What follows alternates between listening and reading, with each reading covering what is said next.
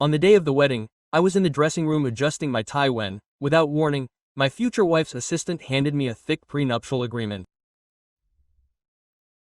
Clause 1. It is strictly forbidden to kiss the bride below the eyebrows without her express permission.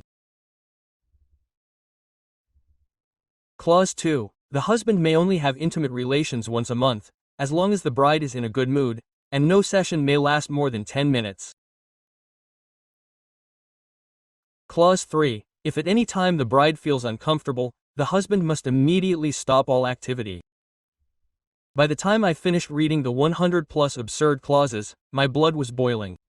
I grabbed my cell phone and called my fiancée. "Miss Young," I said, my voice tense. "Can you explain to me what Clause 98 means?" No matter who the biological father is, the child will always bear your last name. As painful as it was to admit it, that lavish wedding had not been born out of love. It was an ancient pact between our families, agreed upon by our grandparents when we didn't even know each other. I only knew that she belonged to one of the most influential dynasties in the capital. But I never imagined that the rules of high society were so grotesque. "You'll just be a husband living under my roof," she replied with contempt dripping from the receiver. "Why would my son have to bear your last name?" I took a deep breath to keep from exploding. "I'm sorry, Miss Young," I replied firmly, "but I will not sign that paper." Her shout echoed through the speaker. "Tree, I'm doing you a huge favor by agreeing to marry you and you still have the nerve to argue? You should be kissing my feet." I froze. This was the refined and polite young woman my grandfather had always boasted about, because at that moment she didn't seem remotely like that. I was going to reply, but he had already hung up. The assistant next to me let out a mocking laugh and looked me up and down with disdain. Quote, "Mr. Dalton, I recommend that you sign without making a big deal out of it. Given the young lady's character, I doubt that your marriage will be pleasant if you refuse." Seeing my simple dress and unremarkable appearance, he had decided that I did not deserve the slightest respect. Still, I held his gaze coldly. Whoever wants to sign something so humiliating, let them do it. Not me. My family may not have your fortune or your influence, but we have never allowed ourselves to be trampled on. What did it matter that she was the capital's favorite princess? If that was the price, then so be it. Resolved, I took off my tuxedo jacket and headed for the door. The attendant immediately stepped in. "The ceremony is about to begin, Mr. Dalton. Where do you think you're going?" I clenched my fists. "My legs are mine. I will go wherever I please. Are you going to stop me?" Instead of stepping aside, his smile grew wider and more menacing. "I suggest you put your jacket back on. If you ruin today's wedding, you will face the full consequences." After years at the military academy, training under the harshest instructors since I was 18, no one has ever told me to do so. Intimidated. That pride was in my blood. "What if I leave anyway?" I asked in an icy voice. The entire makeup team froze, their mouths hanging open. "My goodness, this guy's got guts," one whispered. "I bet he never sets foot in the capital again after this." Another replied, "Just because of a contract, he's really going to challenge the young lady. His own grave is dying. Marrying into the Jongs is every man's dream in this city. Who cares what the kid's last name is?" The room filled with murmurs and snickers. The more they talked, the more arrogance this Mr. Watts grew. "Do you hear that?" he sneered. "You're a nobody without power, without lineage, and you talk about dignity. How funny." His jabber barely grazed my lips. In fact, it almost made me laugh. Yes, they were one of the wealthiest families in the capital, no one disputed that, but when it came to true power and history, they were nowhere near ours. Money means nothing in the face of royal authority. I glared at him. "Mr. Watts, for the last time, step aside or face the consequences." Maybe it was the sharp tone of my voice or the energy I gave off, but for a second his smile faltered. "You insolent brat, are you threatening me?" He pulled out the phone. "Fine, I'll call the young lady right now." I shrugged. "Go ahead." Minutes later, the door to the dressing room flew open. A tall, elegant woman burst in with a firm step, flanked by bodyguards. Her heels clicked like gunshots on marble. Eric snapped in an icy voice, "You can't even control something so simple. What am I paying you for?" I turned to her. "So you're Felicity Young, my fiancée." I watched her intently. I had to admit it, she was spectacular, almost 5'9". The white wedding dress accentuated every curve perfectly. If it weren't for that icy gaze, she would have looked like a goddess. "Miss Young," I said politely, "since this is the first time we've met, allow me to introduce myself properly. I'm Trevor. I'm from the military." "There's no need to." She cut me off with a dismissive wave of her hand. "I don't care who you are." I was going to tell her something about my past, perhaps to calm her down, but it was obvious that she wasn't listening to anyone. "Miss Young," I continued calmly, "I understand that this marriage was arranged by our families and that we've never met, but interrupting me every time I open my mouth doesn't seem rude to you." Her face darkened instantly. "Rude," she laughed. "Dalton, do yourself a favor and look in the mirror. Do you really think you deserve my respect?" She brushed her hair aside haughtily. "Let me be clear. If my father hadn't forced me, I wouldn't even speak to you. You're nothing more than an opportunist who lives off rich women." She raised her voice so that everyone could hear her. "Here. And another thing, after the wedding you will not be part of my family. Without my permission, you will not have the right to even touch me." Her words cut through the air like blades, but I looked at her without flinching. "If marrying me disgusts you so much," I said quietly, "why are you forcing yourself? Why don't we call off the wedding right now? It would save us both a lot of heartache." I said it sincerely, without rancor or hurt pride, just a clean break. But she took it as a personal offense. Her face twisted with rage. "You arrogant nobody, don't act like a nobleman with me. There are hundreds of men in this city who would kill to be in your shoes." I couldn't help but laugh. "Miss, I don't care what anyone thinks. I just see that you and I don't fit together. And as for Mr. Zhang, don't worry, I won't bother him anymore." A murmur ran through the room. "Good Lord, he just rejected the young lady. He's rejected the most desired woman in the world, capital. If I were him, I would be jumping for joy just for the chance." The whispers were growing louder, but I didn't care. To me, marriage wasn't about status or money, it was about compatibility. And that capricious, haughty princess was not someone I could share my life with. I still remembered how her father, President Gregory Young of the Young Group, had bowed and sweat dropped before my grandfather just a few weeks ago, afraid to say a word too many. He probably didn't know yet that the alliance he had been begging for so long was about to fall apart because of his own daughter. "Trevor," Felicity's voice was shaking with fury, "I'm asking you for the last time. Are you really going to break off this engagement?" I looked up and held her without hesitation. "Absolutely." The silence was absolute. It was clear that she had never expected me to turn down the opportunity to join one of the most powerful families in the country. Her face turned red with anger and humiliation. Before I could respond, the assistant stepped forward. "Don't worry, miss. It's not worth getting your hands dirty with trash like him." Felicity bit her lip, hesitant, "But the invitations have already been sent out. If I cancel now, how am I going to show my face later?" Watt gave her a knowing look and whispered, "Miss, remember Mr. North from the North Star Group?" Felicity's eyes lit up instantly upon hearing that name. "Eric, are you talking about him?" The assistant nodded excitedly. North Star had just closed a multi-million-dollar deal, a round of investment on Wall Street, and Mr. North as the sole heir was now worth tens of billions. This could be the perfect opportunity for the Young family to take the plunge into the global market. Felicity lowered her eyes, her cheeks tinged with red. "But would you really marry me?" Watt thumped his chest confidently. "Of course you will. In fact, I was just informed that you're already on your way." As I watched the scene unfold, everything finally clicked into place. So this absurd marriage contract had not come from Felicity, but from him. The assistant's real purpose was not to defend her honor, but to secure a business alliance between the two and the North Star Group. The poor woman didn't even seem to realize that she was being used as a mere pawn. "Enough," I said in an icy voice. "Miss, our engagement is broken, but don't you think it's excessive to bring in another fiancé at the last second?" I added, pointing directly at his assistant. "I just want to know one thing. Whose idea was it to come up with this marriage contract?" Looking at Felicity, she might be capricious and haughty, but she wasn't so Machiavellian as to invent something like that. It was clear that there was something more behind it. Her eyes flickered slightly to the man beside her, and that slight gesture confirmed all my suspicions. "None of your business," he snapped. "Whose idea was it, you ask?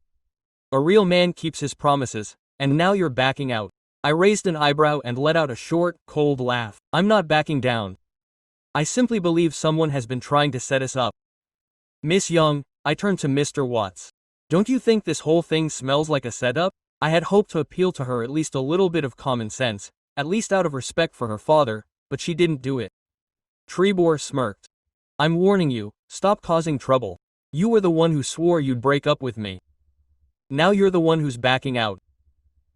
His words stung more than I expected. I felt a stab of disappointment. They'd been the ones to dominate the market for decades. How could they have raised such a shallow daughter? "Get out of here," Watts barked, approaching with contempt. "You're not welcome." I smiled slightly. "No need. They've already gotten what they wanted. Why keep up the charade? The ceremony is about to begin. Shouldn't your boss be here by now?" Just then, the dressing room door swung open and a man about my age strode in, as if the place belonged to him. "Miss Young, would you marry me?" he asked loudly. "Mr. North, he's finally here," said Watts, the heir to North Star. It was obvious from his demeanor that he was the one pulling the strings. "You're the real mover and shaker, aren't you?" I commented. He approached with a predatory air. "Boy, you gotta give him your due.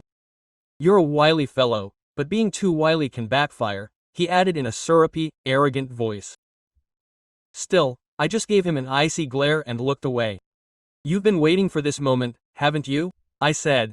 He nodded with a look of mock sympathy, as if something valuable had been taken from me.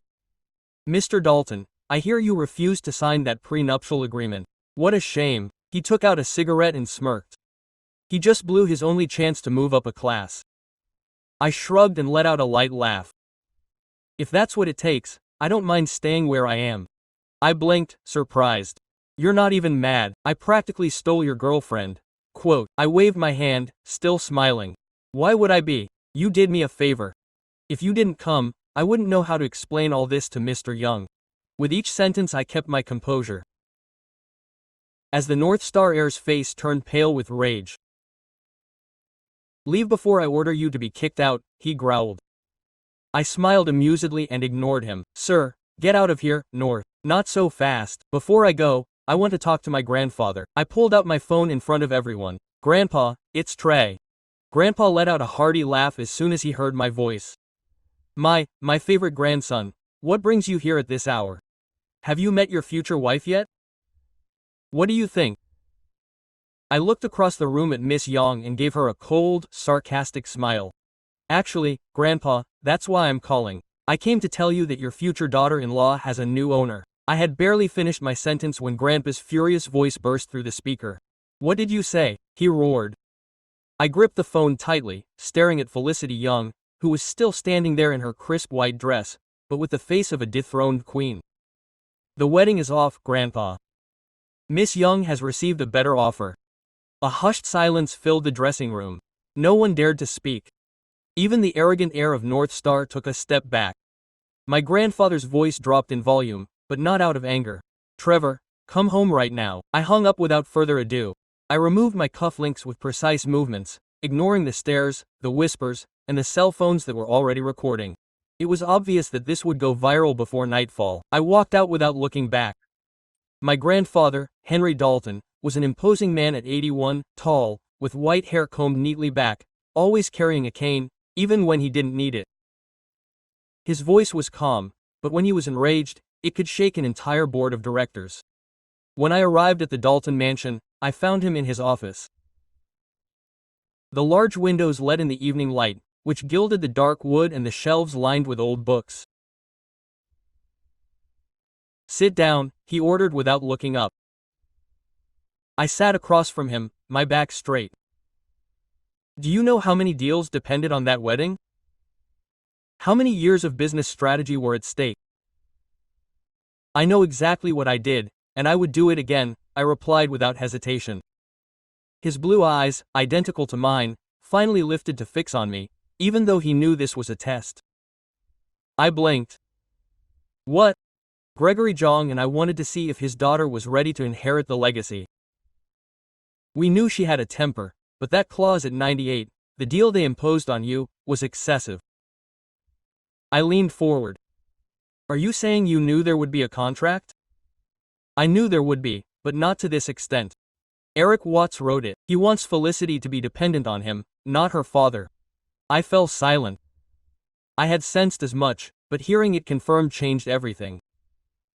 So the wedding was a farce. It was an opportunity, he said in a weary voice. But it's done now.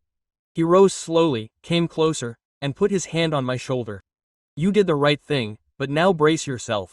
They say you humiliated her, that you're a coward. The press is on fire.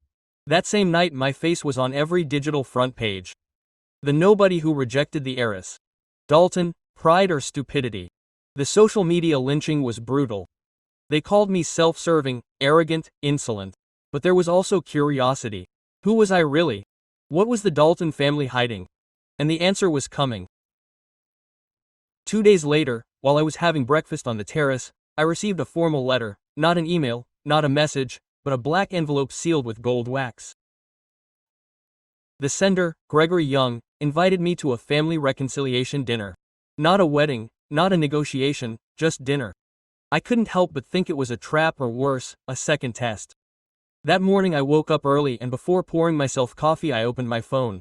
I wasn't surprised to see my face on all the front pages, but I was shocked by a photo of Felicity crying as she left the living room, dressed in a white dress, with smudged makeup, surrounded by flashes.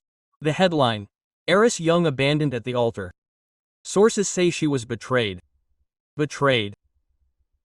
I scrolled down to the comments. Some called me selfish, others a coward, but one stopped me. Maybe it was the first time anyone had ever said no to him, and that's why it hurt so much. I put my phone down. Maybe he was right. As night fell, the dinner hosted by Mr. Young took place at his private residence. I was greeted by a butler in an impeccable black suit, then 2 guards. The security was exaggerated. I entered the main room. Gregory Young was standing by the fireplace. About 60 years old, black hair combed back, a perfect gray suit. His face showed more weariness than anger. Felicity was there too. She was wearing a white 2-piece suit, elegant but sober, her long dark brown hair pulled back in a low ponytail. Her intense blue eyes avoided mine at first. She looked younger than she had on the wedding day. Maybe because she no longer pretended to be strong or because she had lost it. There were dark circles under her eyes and she no longer wore a ring. Trevor, Gregory said diplomatically.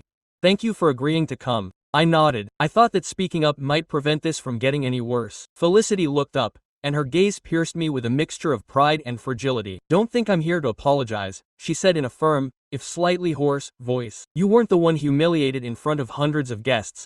I was humiliated long before I came in, I replied quietly. She tensed. Her father cleared his throat loudly. I want both of you to pay attention to this.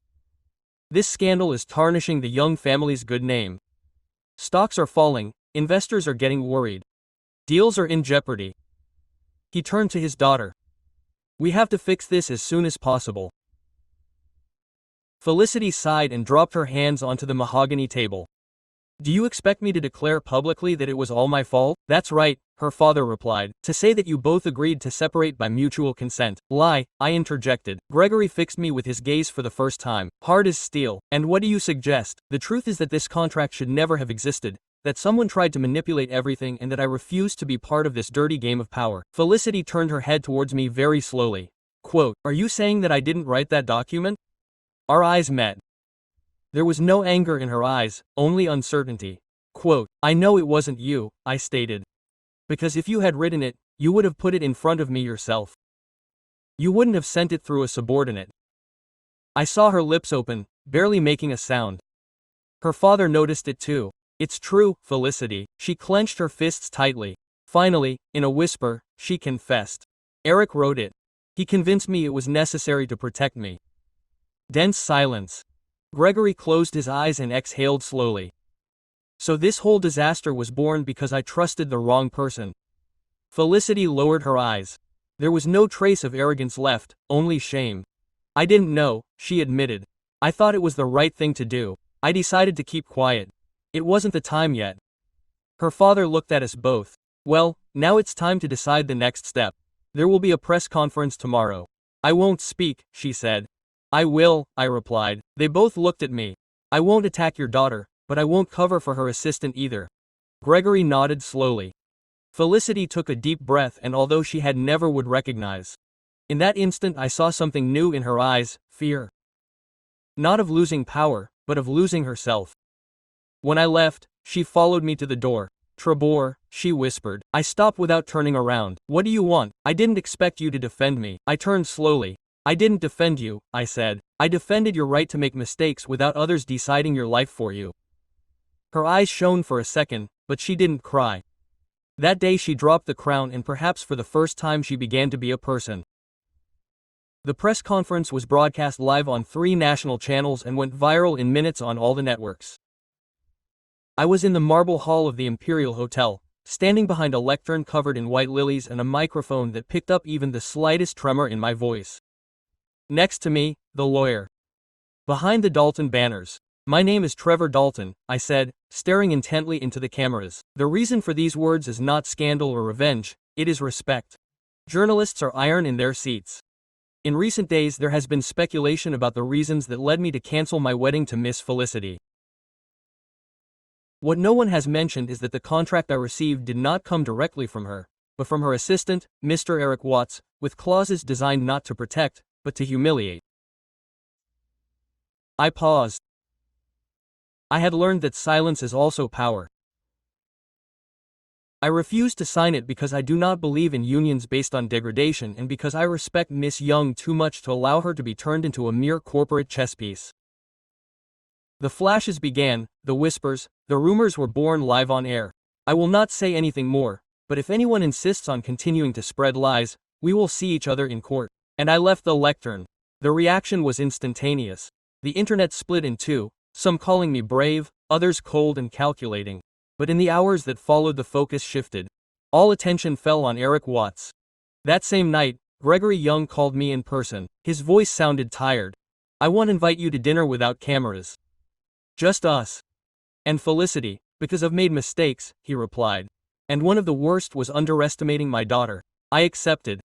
Dinner was held at the Yang's country house, far from the city. When I arrived, I was struck by how simple it was. Pale wood, dim lighting, no service. Just the 3 of us. Gregory was waiting for us in the living room. Felicity was already standing by the window, her dress a midnight blue that contrasted with her pale skin. Her hair was pulled back in a simple braid that fell over her shoulder. For a moment, she didn't look like herself. Thank you for coming, he said. We sat down. Onion soup, freshly baked bread, red wine. Its simplicity disarmed any protocol. Gregory began by reminiscing about his youth, how he had met Grandpa Henry, how their families, though rivals, had more in common than they would admit. Felicity barely spoke, only listened. I always wanted my daughter to rule the empire, Gregory said, staring at me, but I had pressed her so hard that I had forgotten to teach her to trust herself. Felicity tightened her grip on the spoon. I was raised to win, she murmured. To never show weakness. Eric did what I dared not do, protect me with cruelty. I looked at her. You don't need armor if you learn to speak up for yourself. She looked up. There was no defiance, only acceptance. Gregory poured himself more wine, as if he were shedding years. I'm not going to ask you to get back together, but I'm asking you to get to know each other as people. What happens next is up to you. Felicity sighed and smiled a wry half-smile. Then we could start with a chat where you don't call me, Miss. What should I call you? Felicity. That's fine. I nodded. She got up first. I'm going to take a walk. Do you mind coming with me? The question surprised me. Not at all. We emerged under clear skies. We walked down the garden path, dry leaves crunching under our feet. I never apologized to you, he said suddenly, looking up at the stars. I don't need to. What you did at that dinner was enough. Quote, he paused. And what was that? Sitting at the table with me. He smiled faintly. And you're always so stoic. Only when I'm at war. And this is war. It was. Not anymore. The night wore on. But for the first time since that absurd contract, I felt that something had broken between us and begun to be built again. It wasn't full friendship, nor total trust, but respect and hopefully a beginning. 2 days later, an unexpected message arrived. Urgent meeting, Yang group. Mandatory attendance. Yang attached. A confidential dossier. Symptoms mind review.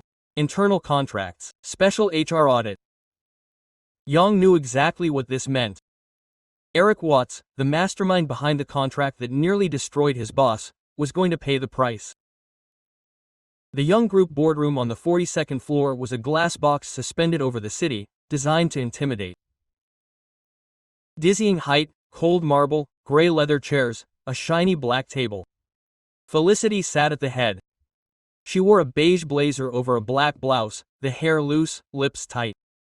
There was no arrogance, only determination. To his right, Gregory, serious, hands clasped. To his left, a burly lawyer with a trimmed beard and a navy suit. With a folder open, I entered silently and sat in a corner as a mere observer. I knew better than to open my mouth unless asked. Eric arrived last, unsuspecting. He walked with his usual confidence. Tall, angular features, black hair slicked back neatly, a dry smile. Mr. Yang, Miss Yang, sat down without being invited. First, Gregory said nothing, he gestured to the lawyer. Mr. Watts, the lawyer began in a serious voice. We have reviewed a set of documents relating to the prenuptial agreement submitted to Mr. Dalton. According to the records, you had them drafted without going through the legal department. Eric raised an eyebrow. I did so under direct instruction from Miss Young. Felicity looked at him coldly. Are you absolutely sure of that, Eric? He hesitated. Second mistake. Furthermore, the lawyer continued. We have detected multiple transfers to your personal account disguised as administrative expenses, as well as meetings with executives of the North Star Group.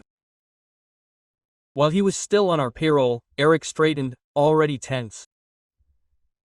They are implying that I did not imply. Felicity interrupted with curt calm. We affirm it. Eric looked at her. Something cracked in his face. For the first time he seemed vulnerable. Felicity, you know that I did everything to protect you, for your image, for your position. No, Eric, she said quietly. You did it for your ambition. You wanted that marriage to fail so that you could keep me under your control, because you could never stand anyone treating me as an equal. He looked at me askance. I remained silent. Gregory raised his hand. You are dismissed, effective immediately. Our legal team has already contacted the prosecution. You will hear from them soon. Eric stood up abruptly. This is absurd. I was the only one who always stood by her when everyone else was. They criticized her when they judged her. Defending isn't manipulating. I replied quietly. Eric shot me a glare. You messed up. No, you messed up, Felicity said, and now you'll have to live with the consequences. Eric hesitated for a second. He seemed about to scream, to break something, but finally he lowered his head and walked out. The room fell into a heavy silence. Gregory stood up. The meeting was over. He left the room as well. Felicity sat, her gaze lost in the closed folder in front of her. I approached. Are you okay? I'm exhausted, she confessed. But yes, I'm fine. Her hands were shaking slightly. He was like family, and now I don't know who I can trust. Can't you trust yourself? She looked at me and for the first time smiled. Softly, genuinely. Thank you for coming. I never doubted you'd show up. Why? Because you took a seat at that table too, and in that instant I knew something had changed. We weren't us anymore. Adversaries, not friends either, but we had crossed the border, we were allies now. That night I left the building and saw Eric getting into a black car alone. No one accompanied him, no one guarding him. The fall had begun and there was no safety net. I don't usually get scared by the press, but when I saw my own face next to Felicity's on a cover that screamed second chance or calculated maneuver, I understood that everything was getting out of hand. The networks were ablaze with speculation. Some claimed that we were faking a reconciliation to rescue the Yang group's shares. Others that it was a strategy by the Daltons to humiliate the rival family. No one, absolutely no one, believed it was genuine and did not blame them. We ourselves still did not know exactly what it was.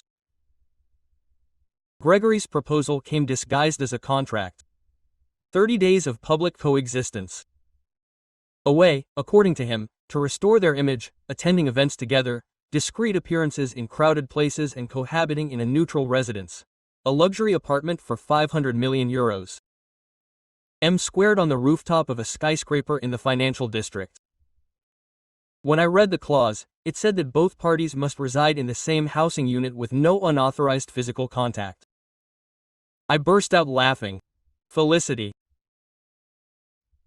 This is not funny, she said, sitting across from me in her father's office in a white silk blouse and fitted beige pants, her dark brown hair pulled back in a neat bun. Her face was as impeccable as ever. And you're going to sign it?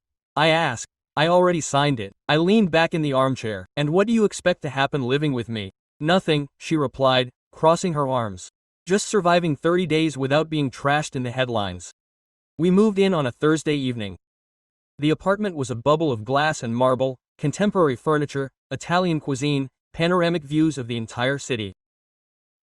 A chilly, deliberate, expensive space, as if designed by someone who never intended to stay long. We divided the territory naturally.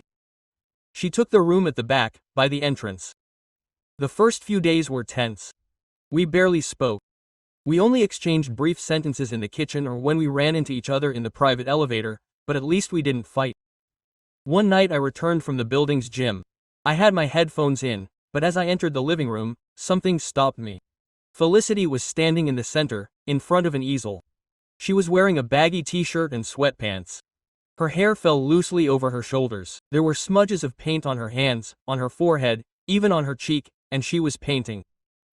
The canvas showed a crazy city, skyscrapers distorted by perspective, golden light that was almost melancholic. She didn't see me. Only when I exhaled sharply did she turn her head, startled. How long have you been there? Long enough. She tried to wipe her hands with a rag.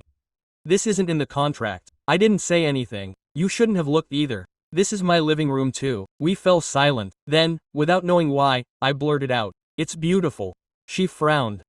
What? The painting. The pain feels real. Her shoulders relaxed. As if she were shedding an invisible armor. Sometimes I don't know who I am when no one is watching. Then you should spend more time alone with yourself, she said softly. Maybe you're not as vain as I thought. And you're not as rigid. Don't kid yourself, she added. It was just a passing observation. I nodded. I accept the terms and conditions. In the weeks that followed, something changed. Small details. A cup of coffee left on the table, an ironic goodnight, a comfortable silence while she painted and I read. One early morning I heard a noise. I got up quietly and walked down the hallway. I saw her sitting on the floor of the balcony, hugging her knees, her head resting on them. I didn't go over. I didn't speak, I just left a folded blanket beside her. As I returned to my room, her voice came from afar. Thank you. By the 27th, the press was talking about emotional healing, a model strategic alliance, the couple of the new century. But we knew it was much more complex. And when the invitation came from the North Star Group to an exclusive charity gala, I sensed that the board was about to turn. Felicity read it aloud. We have Miss Yang and her fiancé in attendance. Mr. Dalton. She looked up at me. You're coming, but this time you're going to ask permission first. She smirked. Not this time. The gala was held at the city's Museum of Modern Art. A floating glass building amidst vertical gardens and illuminated fountains. Just walking through the door made you feel scrutinized, indexed. We arrived together. Felicity wore a long, sober yet devastating black dress, bare-shouldered and flowing like water, her hair loose, with soft waves that brushed her collarbones, discreet makeup, red lips. I chose a black suit with no tie, elegant but not docile. The cameras didn't focus instantly. "Here they come," she muttered under her breath. 3, 2, 1. Flashes, voices, questions being asked. Trevor, official reconciliation. Miss Yong, wedding. This year we won't answer. It wasn't necessary to enter together. That was already the answer. Inside, the music floated softly and refinedly. Champagne was passed around on silver trays, businessmen, artists, politicians. Everyone represented something. It was one of those places where everyone smiles with their teeth but never with their eyes. Felicity moved like a fish in water, greeting with an almost mechanical elegance, as if she had been born to do it. I followed her in the background as befits a companion. "Does it bother you?" she asked as she posed for a photo with a minister. "What, being invisible?" "I'm used to it." "You shouldn't be," she said before turning to the next greeting. Then I saw it. In a side room, a small but brutal painting hung alone on the wall. A girl sitting under a broken lamp, dressed too expensively for the surroundings. Hands covered in paint on her knees. No face. Felicity appeared beside me. I painted her. I looked at her. I didn't hesitate. Why no face? Because when I painted it I didn't know who I was, and now it took her a while to respond. I'm starting to sense it now. That night, back in the apartment, she kicked off her heels as soon as she closed the door. She walked barefoot to the kitchen, poured 2 glasses of wine, and threw one at me. I caught it on the fly. "Why did you do that?" she asked. "Do what? Stay." The deal was done. "Because you haven't finished drawing your face yet." She looked at me for a long time, searching for a lie in my eyes. She couldn't find any. "Trevor, have you ever felt trapped?" "Years," I answered without thinking. "In the military, you're not allowed to feel, only to obey, only to survive." I survived too, but in a different way. "I know." There was silence. Eric told me who I could talk to, how to dress, what to post, when to smile. And I accepted it because I believed it was love. And now I'm afraid to face the real version of me alone. I took one step, then another. So, I didn't face her alone, I didn't touch her, I didn't get any closer, I put the glass down on the table and went to my room. But before I closed the door I heard her. "Trebor." I turned around.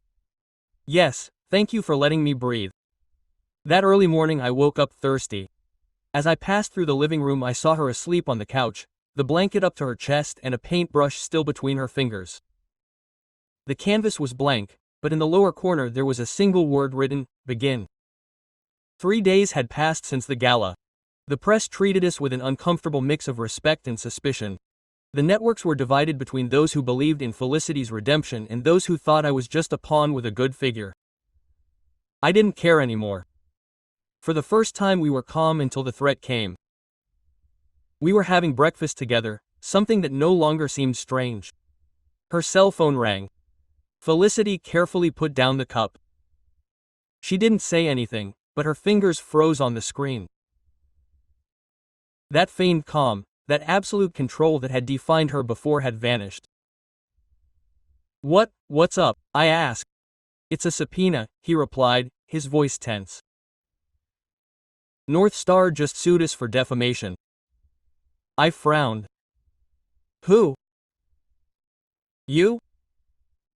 The meeting with the lawyers was a mix of legal tactics and nerve-wracking. The North Star Group accused us of media manipulation for corporate smear purposes. They claimed that my public statements about Eric Watt had depleted the value of their stock. Remember, Eric now worked for them, and they claimed that Felicity had conspired to sabotage investment opportunities. A cheap shot, but a clever one. "They're throwing everything they've got at us to force us to retract," the lawyer explained. A short, balding man with thick glasses and a razor-sharp voice. "And if we don't?" Felicity asked. "Then they'll go all out," I replied, including intimate records, stolen messages, private photographs. The atmosphere in the room became electric. Felicity glared at me. Her eyes were the same darkness as the first time, but there was no disdain there, just pure fear. That night I went through my own files, conversations with Eric, signed contracts, screenshots. I saved it all, a soldier's mania. Mistrust comes with the paycheck. I went into the study. Felicity was hunched over her laptop, frowning at a deluge of emails. She was wearing a baggy t-shirt, no makeup, her hair pulled back in a messy bun. She looked exhausted, but beautiful in a raw, authentic way. I handed her a thick folder. Here's everything I have. She took it silently, leafing through the papers calmly. Then she looked up. Do you know what happens if we lose? I know. They're going to try to bring you down too. They already tried, it didn't work out. She closed her eyes for a moment. When she opened them, she blurted out something I hadn't expected. We could make it official. What, a commitment? I fell silent. What better way to dispel the idea that it was all a setup than to show that we're still together? Do you want to get married to win a lawsuit? I want to protect ourselves, he corrected, but not just as a tactic. He fell silent.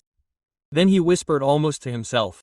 Because the idea doesn't terrify me as much as it did a month ago. My barriers fell, not because of the proposal, but because of his sincerity. Give me time to think about it, he nodded without insisting. The next day, a video was leaked. A security camera recorded Eric entering the North Star headquarters 3 days before the wedding. He was delivering envelopes, chatting with an executive, and leaving. All before the scandal. All before the contract.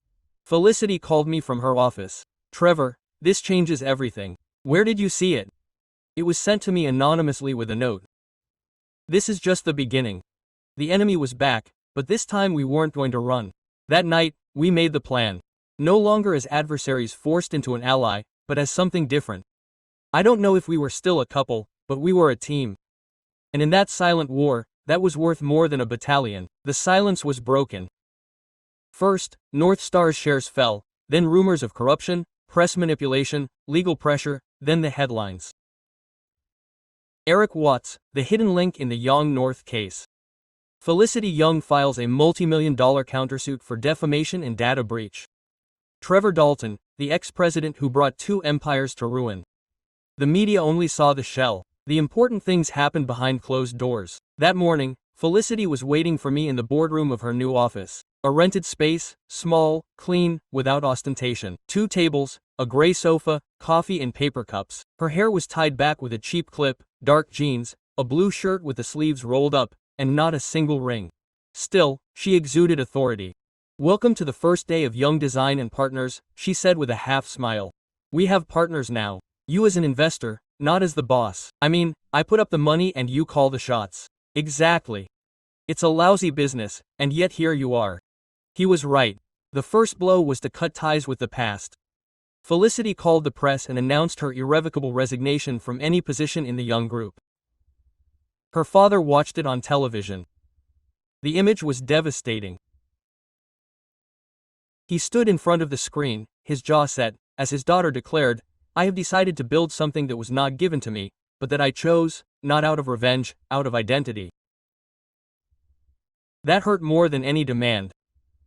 That night she got a call from her father. He didn't yell, he didn't beg, he just said, you're making a mistake. I've made many mistakes already, she replied calmly. This is mine and I don't regret it. He hung up, sat down on the floor, rested his head in his hands, and took a deep breath. I sat down next to her. It hurts like pulling up a rotten root. Do you want me to talk to him? No, this is my fight. I didn't add anything, I just stood there. The next few days were a hurricane. The legal team we put together didn't sleep. Emails, testimonies, audios. Every piece of paper was a domino that was toppling North Star's foundations. Then one of the executives who supported Eric showed up at the prosecutor's office and confessed that the company had tried to manipulate the breakup between Felicity and me to sell themselves as the clean option. They wanted to buy reputation with lies. That was the final blow. North Star lost contracts, investors, stock value. Eric disappeared and Felicity changed. She stopped looking in the mirror every 5 minutes. She started calling employees by their first names, drinking her coffee without sugar, laughing to herself as she read proposals. One night, after an endless meeting, she asked me to take her home, but not to the apartment where we lived. I want to show you something. He took me to an old neighborhood with crooked streets and old trees. He stopped in front of a humble 2-story house with peeling paint. I lived here until I was 11, he whispered. Before my father became who he is, before the contracts and the heels, we were silent. I always thought I would be embarrassed to come back here. Today I didn't feel it. We sat on the sidewalk like two kids. The city roared in the distance, but there the world became small and ours. Felicity rested her head on my shoulder. Thank you for not saving me. I didn't do it for that very reason. And in that moment, without contracts or flashbulbs, I knew that she was no longer the woman I had met in that dressing room, and I was no longer the man who had rejected her.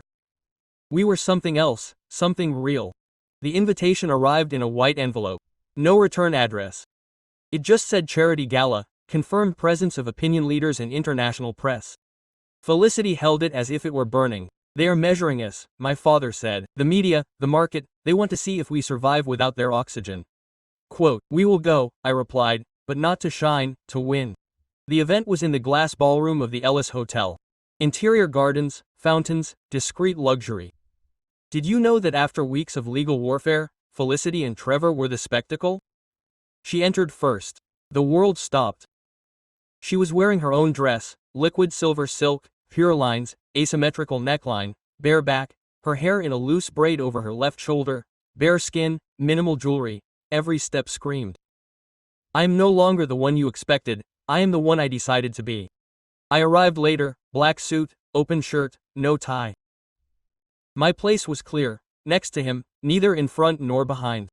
When we saw each other, no words were needed. We found ourselves in the center as if everything else had evaporated. The piano began. She turned to me. May I have this dance? I don't know how to dance tonight. I'm not looking for perfection, just for you to be there. I held out my hand. She took it. The dance floor opened. Everyone was watching, some with envy, others with astonishment. But all I saw was her. My hands on her waist, hers on my shoulders, the warmth of her body, the slow rhythm. You're enjoying it, I whispered. I'm not faking it if that's what you're asking. I didn't ask. He smiled. We continued dancing on another planet. Years of clashes and prejudices dissolved into something unexpected. People no longer saw two partners or two survivors of a scandal. They saw a couple. Then we stepped out onto the balcony. The city glimmered below like an inverted sky. Do you know what I thought as we danced? She said, leaning against the railing. What? That I'm not afraid of the future? For once, I don't need to be perfect. I looked at her. You don't need to be alone either. She turned.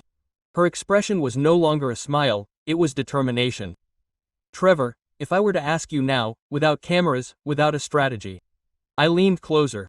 Yes, I said before she finished. You don't even know what I was going to ask. Yes, I know. She didn't say anything else. She just leaned in. And we kissed.